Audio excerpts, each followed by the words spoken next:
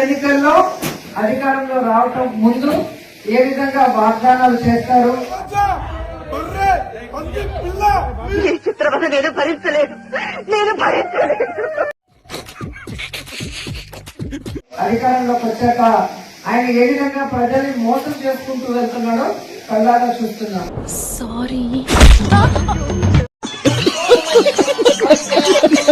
ఈ రోజు ఈ కార్యక్రమం మనం ఎందుకు చేస్తున్నామంటే ఎందుకు జగన్మోహన్ రెడ్డి గారు ఒక మేనిఫెస్టో ఇచ్చినప్పుడు వచ్చిన తురే అన్నావంటే తోలు తీసేస్తాను ఏం చెప్పాము మనం అది చేసామా లేదా అనేది ప్రతిరోజు చూసుకొని ఎదవ ఎట్టకారాలు వద్దు చేయని వాటిని చేస్తూ ముందుకు వెళ్లే కార్యక్రమం మనం చేశాం.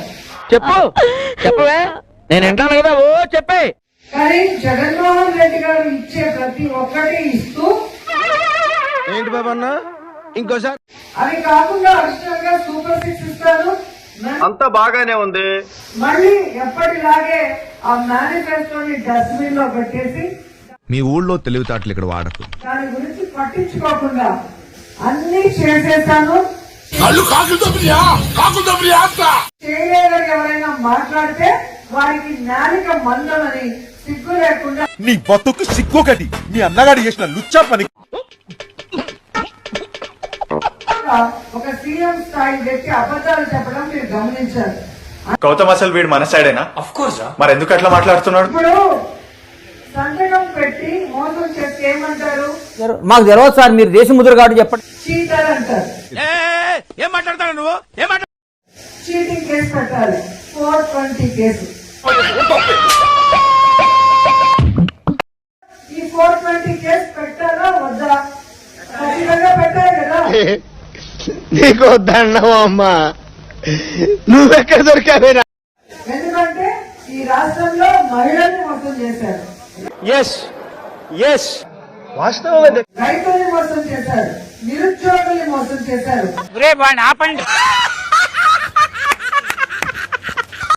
ఆఖరికి చదువుకుంటున్న చిన్న పిల్లల్ని కూడా ఎలా మోసం చేశారో మీరందరూ కళ్ళారా చూశారు. చూశాను. మరి ఈ రోజు సిగ్గు లేకుండా ఒక అడ్డదిడ్డంగా పెరిగిన అచ్చెన్నాయుడు అంటాడు, అమ్మా అంటారా దీన్ని? ఎవరన్నా కిషోర్ అమ్మ అంటారా దీన్ని? ఈ ఆడబిడ్డ నిధి ఇవ్వాలంటే ఆడపిల్ల చేసి అమ్మేయాలంట.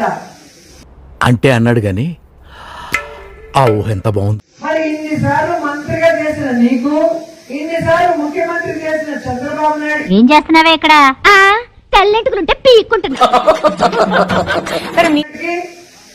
మరి ఇది ఇచ్చేటప్పుడు తెలియదా మేనిఫెస్టోలో? ఇది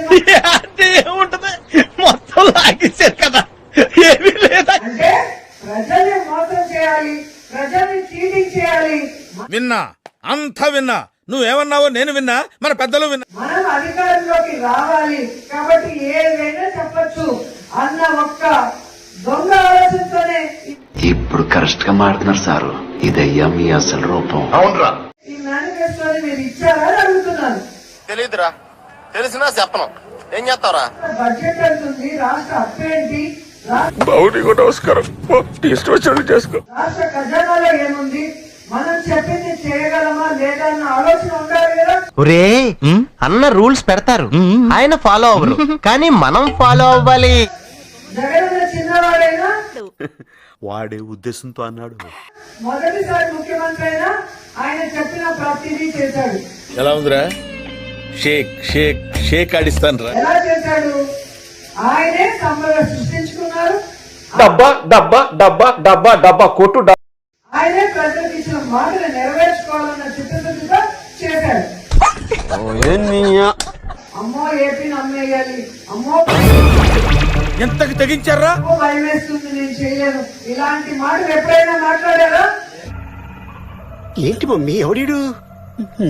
ప్రజల్ని మోసం చేయాలని కంకణం కట్టుకొని మీరు మారర్రా.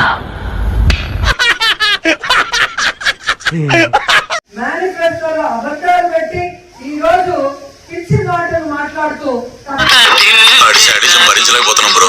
డబుల్ పేమెంట్ ఇస్తానని చూడటం కాదండి, మీరు చెయ్యాలంతే.